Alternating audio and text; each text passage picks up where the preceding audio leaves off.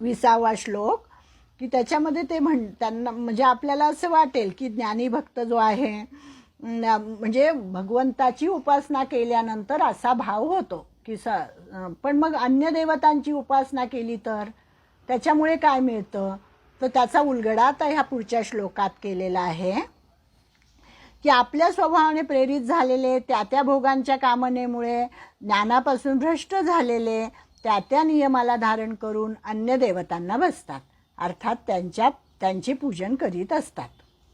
मग त्यांना ऋतज्ञानी म्हटलेले आहे. कामैस्तैस्तै ऋतज्ञाना. ऋतज्ञानी हा एक शब्द इथे कळलेला आहे आपल्याला नवीन, की ऋतज्ञानी म्हणजे काय, ज्यांच्या हृदयामध्ये भगवान असतो तो ज्ञानी होतो आणि ज्यांच्या हृदयात काम असतो तो ऋतज्ञानी होतो.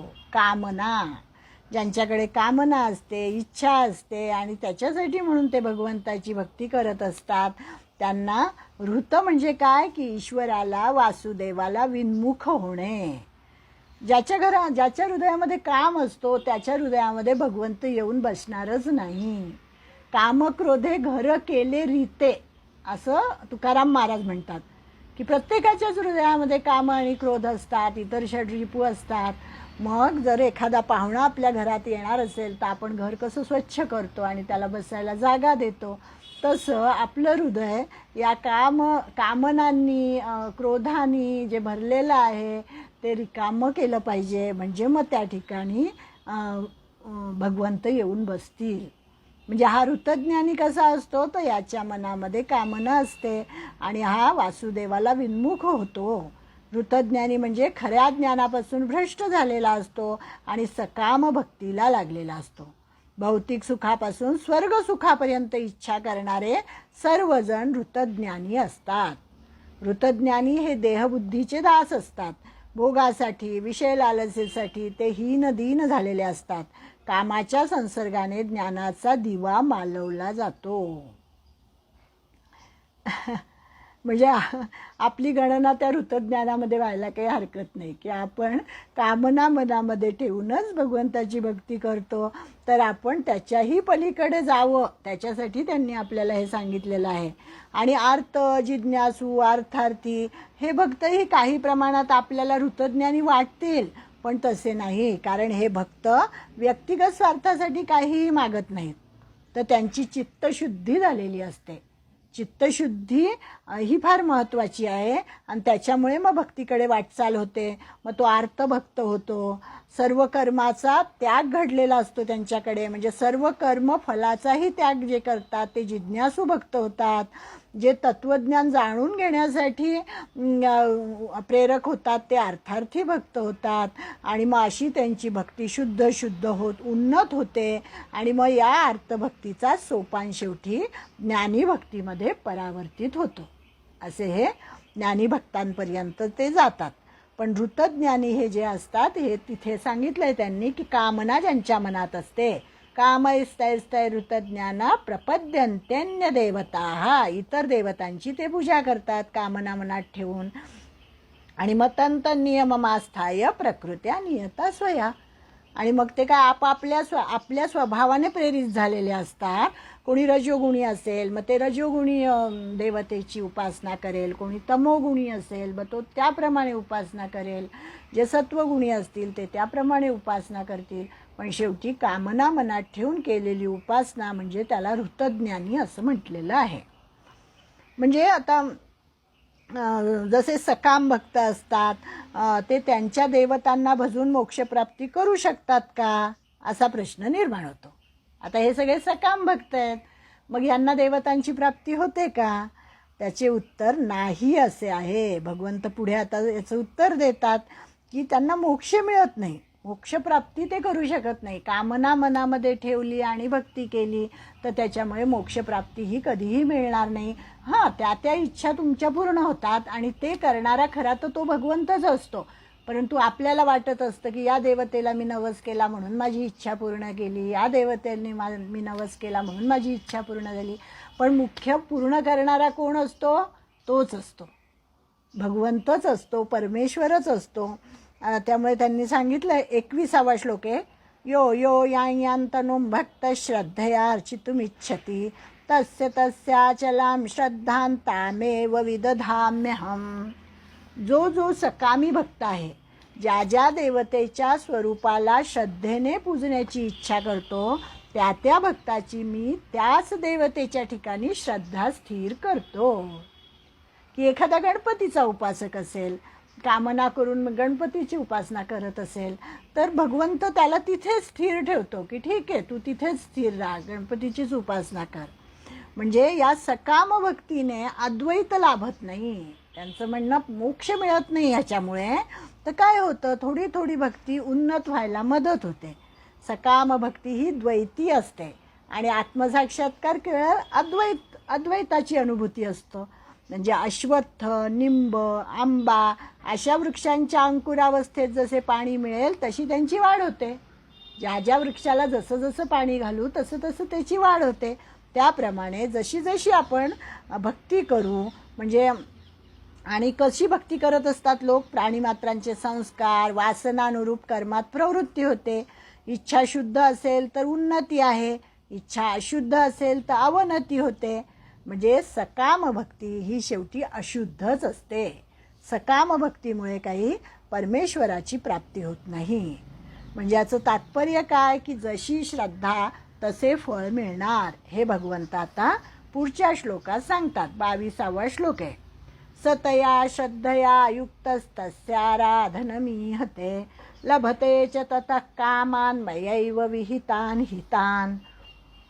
की तो पुरुष त्या श्रद्धेने युक्त होऊन त्या देवतेचे पूजन करू लागतो आणि त्या देवतेपासून माझ्याकडूनच दिले गेलेल्या त्या इच्छित भोगांना निसंशय प्राप्त होत असतो. म्हणजे संपूर्णपणे इच्छेची तृप्ती करणारा परमेश्वर परमात्माच आहे. परंतु हे जे मधले आहेत सगळे, आपल्याला वाटतं की त्यांनी आपली इच्छा पूर्ण केली. आणि ते जे फळ असतं सकाम भक्तीचं फळ, हे कसं असतं, नाशवंत असतं. एकमेव परमात्मा सर्व देवदेवतांमध्ये आहे हे सकाम भक्ताच्या लक्षातच येत नाही. आणि कामनेचं कसं असतं, एक कामना पूर्ण झाली तर दुसरी कामना हजर होते, दुसरी पूर्ण झाली तर तिसरी हजर होते. म्हणजे कामनेचा अंत काही लागत नाही, आपल्या कामना काही शेवटपर्यंत संपत नाही. म्हणून त्यांनी सांगितलं सकाम भक्ती करू नका, निष्काम भक्ती करा असं सांगितलेलं आहे. कारण की त्याच्यामुळे एक तर मोक्षाची प्राप्ती पण होणार नाही आणि ते जे फळ मिळालेलं आहे ते नाशवंत फळ आहे, ते अविनाशी फळ नाही आहे. म्हणजे शुद्ध भावाशिवाय जी भक्ती तीच खरोखर दांभिक भक्ती होय असे समज. ज्याप्रमाणे मुगातले कुचर दाणे अपक्व राहतात तशी ती दांभिक भक्ती अपक्वच राहायची. आपण मुगाला मोड आणतो, मूग भिजत घालतो आपण, तर त्याच्यामधला एखादा दाणा हा खूप कडक असतो, त्यामुळे तो काही मऊ होतच नाही आणि त्याच्यातून मोड काही येतच नाही, तो कुचर असतो. तसं त्यांनी सांगितलं की सकाम भक्ती जर आपण केली तर ती सकाम भक्ती ही काही आपल्याला परमेश्वरापर्यंत घेऊन जात नाही. तर त्या देवता ती कामना तेवढी पूर्ण करतात. मग परत आपल्या मनात कामना निर्माण होते, मग परत आपण भक्ती करायला लागतो. म्हणजे असं हे सकाम भक्तीचं स्वरूप आहे आणि याला तर त्यांनी दांभिक भक्ती असं म्हटलेलं आहे, भक्ती नाहीच ती. म्हणजे पुढच्या श्लोकामध्ये भगवंतांनी सकाम आणि निष्काम भक्ताची उपासना व फल यातील भेद सांगितलेला आहे. अंतवत्तु फलं तेषां तद्भवत्यल्पमेधसां देवान् देवयजो यान्ति मद्भक्ता यान्ति मामपि. की 23वा श्लोक आहे की त्या अल्पबुद्धी पुरुषाचे ते फल नाशवंत आहे आणि तसेच ते देवतांचे पूजन करणारे लोक देवांना प्राप्त होतात व माझे भक्त पाहिजे तसे भजवत शेवटी ते मलाच प्राप्त होतात. म्हणजे इतर देवतांची जर पूजा केली आपण तर त्या ठिकाणी त्यांनी असं म्हटलं की तुम्ही असं समजून करा की हा प्रत्यक्ष परमात्माच आहे, असं समजून जर केली तर ते फळ ती आपली भक्ती तिथपर्यंत पोहोचते. पण त्या खऱ्या परमात्म्याला न जाणता हे मधले जे आहेत त्यांनाच जर खरं मानलं तर मग त्यांच्यापासून जे फळ मिळतं ते मात्र नाशवंत असतं. ज्ञानेश्वर महाराज काय म्हणतात बघा, परंतु ते भक्त मला जाणत नाहीत कारण ते कल्पनेच्या बाहेर पडत नाहीत. म्हणून त्यांना नाशवंत असे इच्छिलेले फळ प्राप्त होते. दुसरे जे शरीराने, मनाने, प्राणाने अखंड माझ्या भजनाच्या मार्गात आहेत ते देह पडल्यावर मीच होतात. म्हणजे ज्ञानी भक्ताचं उदाहरण आपण पाहिलं की तो भगवंत म्हणतो की तो माझा आत्माच आहे जणू काही. म्हणजे भक्त आणि भगवंत याच्यामध्ये भेदच राहत नाही, तर ते एकच होऊन जातात. मानवांप्रमाणे देव ही सुद्धा एक योनीच आहे. देव ही एक उच्च योनी आहे आपल्यापेक्षा. म्हणजे आपण सुद्धा देव होऊ शकतो जर आपण अशा प्रकारे गीतेमध्ये सांगितल्याप्रमाणे जर भक्ती केली, कर्म केलं, ज्ञान मिळवलं, तर आपण सुद्धा त्या देवयोनीपर्यंत, नराचाच नारायण होतो असं म्हणतात ना, नराचाच नारायण होतो. तर अशी प्रगती करत करत जर गेलो तर आपण सुद्धा देव होऊ शकतो. आपल्यामधलाच ब्रह्मदेव झालेला आहे, आपल्यामधलेच इंद्र झालेले आहेत. असे ते मनुष्य होते आधी आणि मग वर चढत गेलेले आहेत. म्हणजे मानवांप्रमाणे देव ही सुद्धा एक योनीच आहे. इंद्रादी देवगण त्यामुळे विनाशशाली आहोत. जे स्वतः विनाशशील असतात त्यांच्या आराधनेचे फळ नाशवंतच असणार. या उलट परमात्म्याची उपासना करणारा ज्ञानी भक्त म्हणतो, यस्मिन् सर्व यतः सर्व यत् सर्वं सर्वतश्चया यश्च सर्वमयो नित्य तस्मै सर्वात्मने नमः. म्हणजे ज्याच्यामध्ये सर्व विश्व स्थित आहे. आताच आपण पाहिलं विश्वात्मक देवाकडे मागितलं म्हणजे त्यांचा भाव कसा होता की सर्व विश्व हे ज्याच्यामध्ये आहे असा तो विश्वात्मक देव, ज्याच्यापासून सर्व सृष्टी निर्माण झाली आहे, जो सर्व रूपात प्रतीत होतो, जो सर्व व्यापी आहे, सर्वात्मा आहे, सर्व शक्तिमान आहे आणि एकमात्र नित्य वस्तू आहे, त्या परमात्म्याला मी नमस्कार करतो. म्हणजे ज्याची ज्या प्रकारची भावना असेल त्यानुसारच फलप्राप्ती हा भावार्थ इथे सांगितलेला आहे की जशी तुम्ही भक्ती कराल तसं तुम्हाला फळ मिळेल, जसा भाव तसा देव असं म्हटलेलंच आहे. म्हणजे तुमची उपासना सात्विक असेल तर सात्विक फळ मिळेल, राजस असेल तर राजस फळ मिळेल आणि तामसी असेल तर तामसी फळ मिळेल. म्हणून उपासना कशी करायला पाहिजे तर शुद्ध उपासना करायला पाहिजे. आता या सच्चिदानंद रूप परमेश्वराचे उपासनेचे फळ सर्वोत्तम आहे हे आपण पाहिलं. पण तू सर्व जीव या परमात्म्याला का भजत नाहीत? आता एवढं आपल्याला सांगितलेलं आहे त्यांनी की इतर देवता ह्या परमेश्वरापासूनच त्यांना सगळं मिळत असतं आणि त्या तुमची कामना पूर्ण करतात, तर तो भगवंतच ती कामना पूर्ण करत असतो. मग हे सगळं जरी ऐकलेलं आहे तरी सुद्धा आपण त्या परमात्म्याचं भजन का करत नाही? तर त्याच्यासाठी 24वा श्लोक सांगितलेला आहे त्यांनी, अव्यक्तं व्यक्तिमापन्नं मन्यन्ते माम बुद्धयः परम भावमजानन्तो ममाव्ययमनुत्तमम्. म्हणजे बुद्धिहीन पुरुष माझ्या अनुत्तम अर्थात ज्याच्याहून उत्तम दुसरे काहीच नाही अशा अविनाशी परमभावाला अर्थात अजन्मा अविनाशी असूनही आपल्या मायेने प्रगट होत असतो अशा माझ्या प्रभावाला तत्वता न जाणल्यामुळे. म्हणजे आता हे खूप मोठं वाक्य आहे पण सांगताना आपण सोपं जर सांगायचं म्हटलं तर जो ज्ञानी भक्त असतो तो मला कसं समजतो की मी अव्यय आहे, अविनाशी आहे.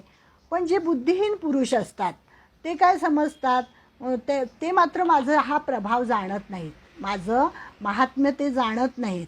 आणि खरं तर मी अविनाशी आहे, मायेनी प्रगट होत असतो या प्रभावाला ते तत्वतः जाणत नाहीत. आणि मन व इंद्रिये यांच्या पलीकडील परमात्मा कसा आहे, मनाच्याही पलीकडे आहे, तो मनाने आपण जाणू शकत नाही, बुद्धीच्याही पलीकडे आहे, बुद्धीने पण त्याचा तर्क लावू शकत नाही. मग असा पलीकडचा जो परमात्मा आहे त्या सच्चिदानंद परमात्म्याला मनुष्याप्रमाणे जन्मलेला किंवा गेलेला, निजधामाला गेलेला असं जे म्हणतात की जो जन्मतो पण आणि मरतो पण असं व्यक्तिभावाला प्राप्त झालेला मानतात, व्यक्तीसारखंच त्याला मानतात, जसं दुर्योधनाने मानलं होतं. आता खरं तर प्रत्यक्ष परमात्मा दुर्योधनाच्या सम्मुख आलेला होता. अर्जुन इतर पांडव त्यांना परमात्मा समजत होते, त्यांचा प्रभाव जाणत होते. पण दुर्योधन अजिबात जाणत नव्हता. त्याला काय वाटत होतं, हा काहीतरी बंगाली जादू करतोय, असं त्याला वाटत होतं. म्हणून ते विश्वरूप जरी त्यांनी दाखवलं त्या ठिकाणी सभेमध्ये, तरीसुद्धा दुर्योधनाला काही ते दिसलं नाही. इतर सर्वजण होते, भीष्माचार्य होते, द्रोणाचार्य होते, कृपाचार्य, ज्यांची तेवढी तेवढी पात्रता होती त्यांना ते दिसलं किंवा त्यांना ते कळलं काहीतरी प्रभाव तो. परंतु दुर्योधनाला मात्र कळला नाही. त्याला काय, तो गवळ्याचा पोरच वाटत होता परमात्मा. म्हणजे वस्तुतः परमात्मा अव्यक्तच आहे, परंतु मूढजन त्या अव्यक्ताला व्यक्त समजतात. तया उमपा माप का सुवावे, मज अव्यक्ता व्यक्त का मानावे, सिद्ध असता का निमावे साधनवरी. ज्ञानेश्वर माऊली या ठिकाणी म्हणतात की त्या अमर्याद स्वरूपाला आपण काय करतो, मापामध्ये तोलतो. तो अमर्याद आहे खरं तर, परंतु आपण त्याला सगुण मूर्तीमध्ये की एवढाच परमात्मा आहे, या देवळातला परमेश्वर असा आहे, तो काय नवसाला पावतो, आणखी काय काय आपण त्या ठिकाणी म्हणत असतो. पण ते म्हणतात की मला निराकाराला साकार समजतात ते, आणि मी जो अमर्याद आहे त्याला मापामध्ये बसवतात. मी स्वतः सिद्ध असताना माझ्या प्राप्तीकरता साधने करतात, आणि म्हणजे सिद्धच आहे मी तुमच्या आतच आहे, हृदयामध्येच आहे. तुम्हाला मला मिळवण्याची काही गरजच नाही आहे, फक्त तुमचं अज्ञान दूर झाला की मी तुम्हाला मिळणार आहे, म्हणजे मी सिद्धच आहे, असे ज्ञानोबांनी या ठिकाणी म्हटलेलं आहे. वस्तुतः परमात्मा ब्रह्मस्वरूप आहे, तो अव्यय आहे, म्हणजे देशकालानुरूप तो सीमित होऊ शकत नाही. तरीही भक्तजन त्याला शरीरी समजतात. इंद्र, शक्ती, शिव, विष्णू अशा देवता कल्पून त्याचे पूजन करतात. म्हणजे जे आपण पाहिलं ना की अव्यक्तम व्यक्तिमापन्नम मन्यन्ते माम बुद्धया परमभाव मजानंतो ममाव्ययम अनुत्तमम व्यक्तिमापन्नम अशा दोन संज्ञांनी परमात्म्याचा या ठिकाणी निरुपाधिक आणि सोपाधिक भाव स्पष्ट केलेला आहे. निरुपाधिक म्हणजे काय, ज्याला काही उपाधीच नाही लावता येणार असा तो परमात्मा आहे. आणि सोपाधिक म्हणजे काय, ज्याला आपण सगुण मूर्तीमध्ये समजतो, त्याला उपाधी लावतो, म्हणून त्याला सोपाधिक म्हटलेलं आहे. परमात्मा वस्तुतः अखंड आहे, अद्वय आहे, निर्गुण आहे, निराकार आहे, सर्वोपाधी शून्य. म्हणजे काय, उपाधी नाही आहे त्याला, कुठलीच उपाधी नाही आहे त्याला. जर आपण कुठे बघायचं म्हटलं तर, म्हणजे म्हणतात ना उपनिषदामध्ये एक वाक्य आहे, नेती नेती म्हणती अवमानेना, म्हणजे काय, अनुमानेना अनुमानेना.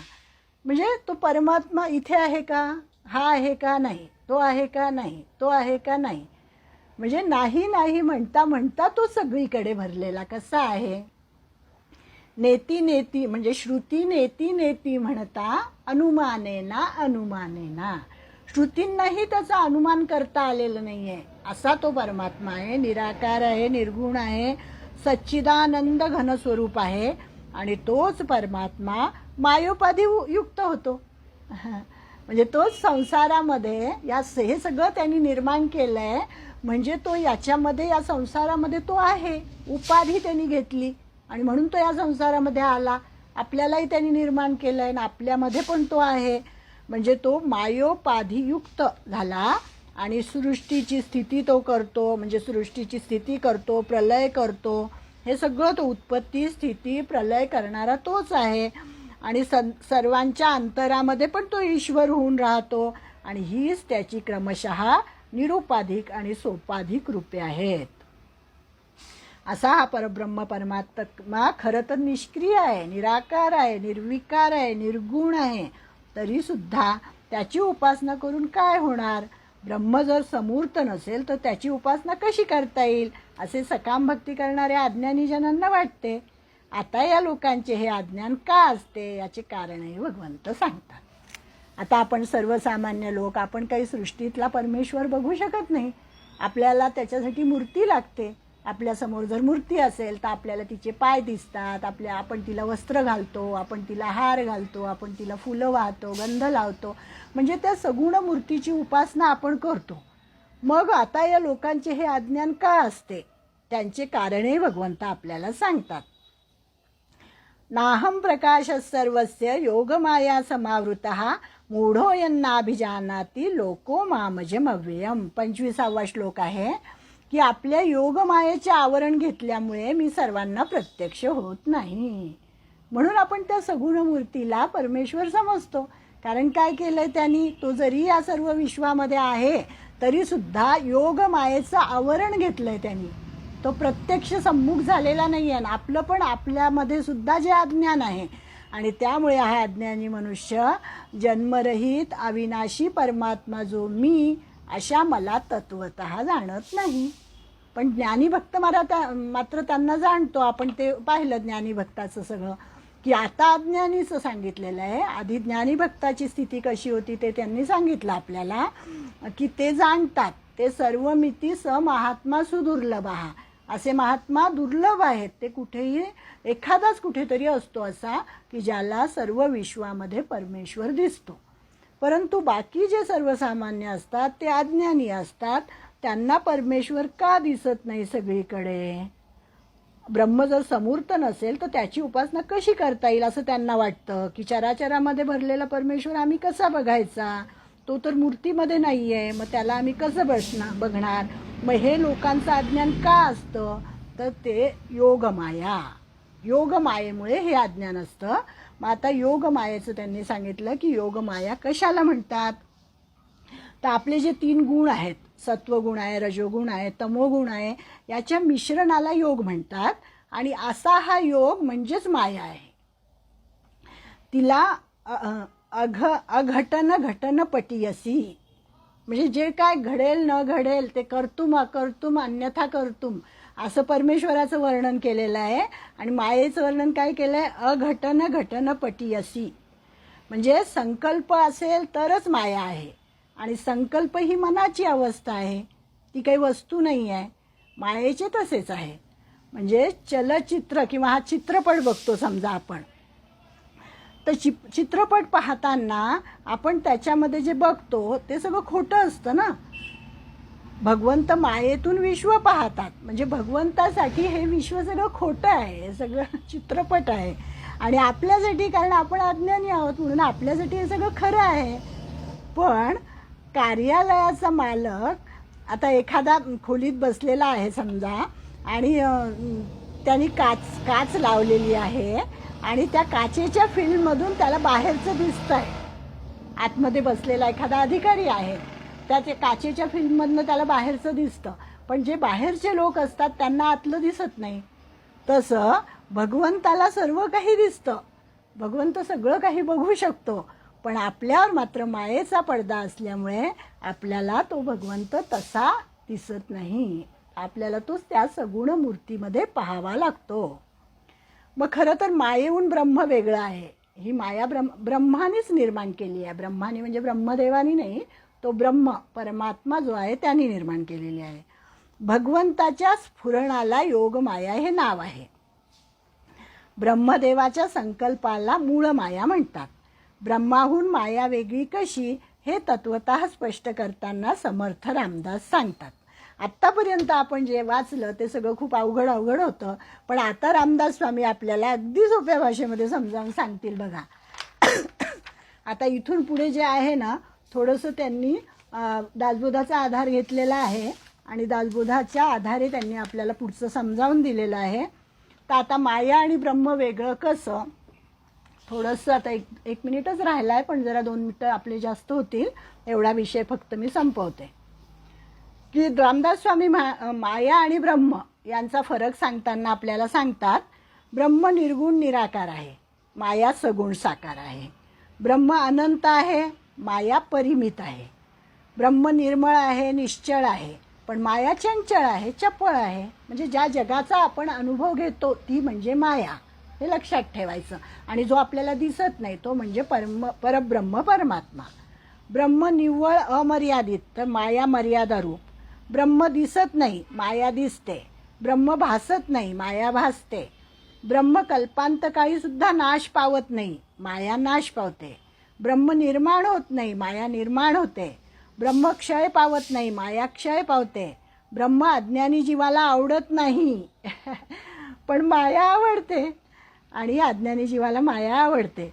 ब्रह्म जन्मत नाही, पण माया जन्मते.